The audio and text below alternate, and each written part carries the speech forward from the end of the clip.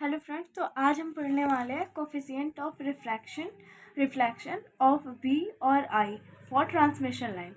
As we know that there are open circuit transmission line, short circuit transmission line and flat circuit transmission line. तो मैं आपको show कर देती हूँ ये. जैसे कि ये ओपन सर्किट ट्रांसमिशन लाइन है जिसमें कि जेडएल की वैल्यू इनफाइनाइट होती है. ये शॉर्ट सर्किट ट्रांसमिशन लाइन है जिसमें कि जेडएल की वैल्यू 0 होती है. और ये फ्लैट सर्किट ट्रांसमिशन लाइन है जिसमें कि जेडएल की वैल्यू जेडएस के इक्वल होती है. ठीक है, load impedance equal to source impedance. तो 3 तरह की लाइन होती है. तो इसमें कई बार क्वेश्चन एग्जाम में डायरेक्ट पूछ लिए जाते हैं, जैसे कि coefficient of reflection of voltage. ठीक है, तो जैसे तो यहाँ पे 4 कोफिशिएंट है. पहला V reflection, I reflection and I reflection. तो एक ट्रिक मैं आपको पहले बता देती हूँ, जो कि मैक्सिमम वैल्यू होती है इस कोफिशिएंट की, किसी भी कोफिशिएंट की, वो 2 होती है. और जो मिनिमम होती है वो -1 होती है. और बीच में क्या हो गया आपका 2 1 0 -1 4 होती है.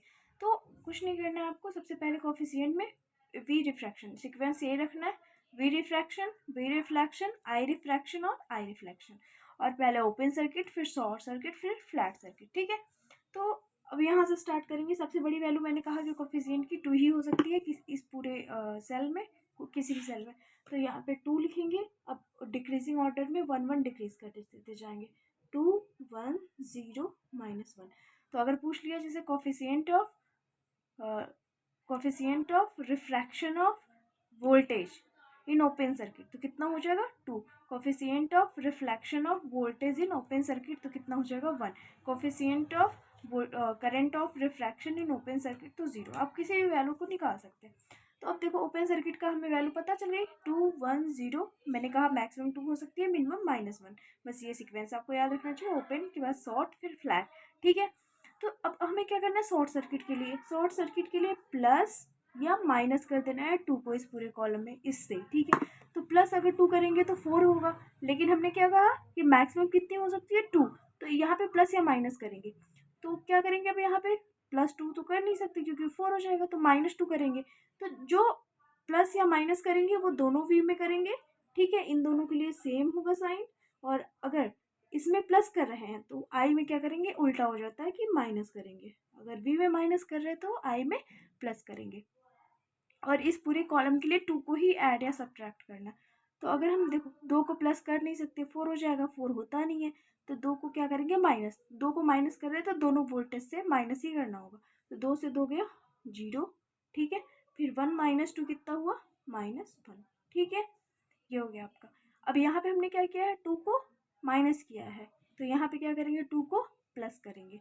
तो 2 को प्लस करेंगे 0 + 2 इक्वल टू कितना हो जाएगा 2 -1 + 2 इक्वल टू कितना हो जाएगा +1. ठीक है, तो ये हो गया. देखो coefficient of reflection of voltage for short circuit कितना हो जाएगा -1.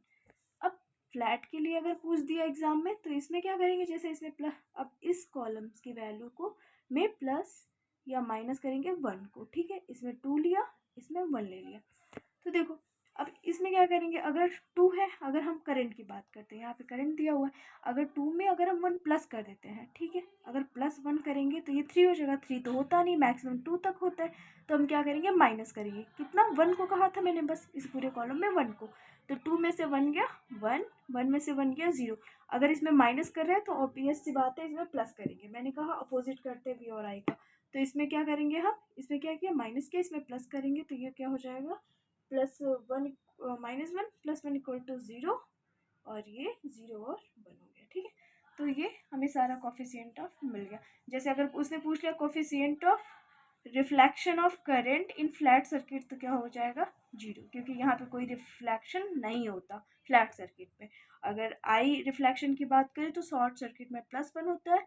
आई रिफ्लेक्शन की बात करें ओपन सर्किट में तो वो होता है -1. डायरेक्शन चेंज हो जाती है. तो यहाँ मैं एक्सप्लेन नहीं कर रही हूँ कि चीज़ों को, बस आपको एक टेबल के फॉर्म में, टेबलेटेड फॉर्म में दे दिया है. तो यहाँ पे मैं कुछ फार्मूला भी आपको डिस्क्राइब करना चाहती हूँ, जो कि शॉर्ट सर्किट और ओपन सर्किट का होता है, जो कि कई बार पूछ लिया जाता है 1 लाइनर के लिए. तो अगर हम वी रिफ्रैक्शन की बात करें, वी रिफ्रैक्शन, ठीक है, फर्स्ट वाला वी रिफ्रैक्शन. ठीक है, वी रिफ्रैक्शन की वैल्यू होती है क्योंकि हम वी में क्या करते हैं, हमेशा लोड को प्रेफरेंस देते हैं, ठीक है, ये याद रखना।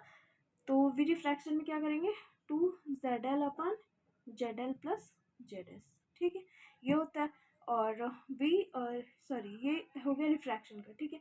और वी रिफ्लेक्शन की बात करें, वी रिफ्लेक्शन, तो मैंने कहा ZL की वैल्यू को प्रायोरिटी देते, तो ZL minus ZS upon ZL plus ZS, ठीक है। अब देखो मैंने कहा कि ये वी रिफ्रैक्शन हो गया। अब आई की बात करें, तो आई रिफ्रैक्शन जो होता है वो होता है, इसमें वी एस को प्रायोरिटी देते हैं, तो 2VS upon ZL plus ZS हो जाएगा। और आई रिफ्लेक्शन इक्वल टू क्या हो जाएगा, जो ये है इसका अपोजिट हो जाएगा, ZS को प्रायोरिटी देते हैं, ZS minus ZL upon ZL plus ZS, ठीक है, आई में ZS को, ठीक है, और वी में ZL को। तो अब यहाँ से एक हमें रिलेशन भी मिल जाता है कि जो आई रिफ्लेक्शन होता है, देख सकते हैं आप यहाँ पे इन दोनों की वैल्यू को, आई रिफ्लेक्शन जो होता है वो होता है क्या, माइनस वी रिफ्लेक्शन, ठीक है, माइनस वी रिफ्लेक्शन। तो ये आपको एक रिलेशन में मिल जाता है। Thank you.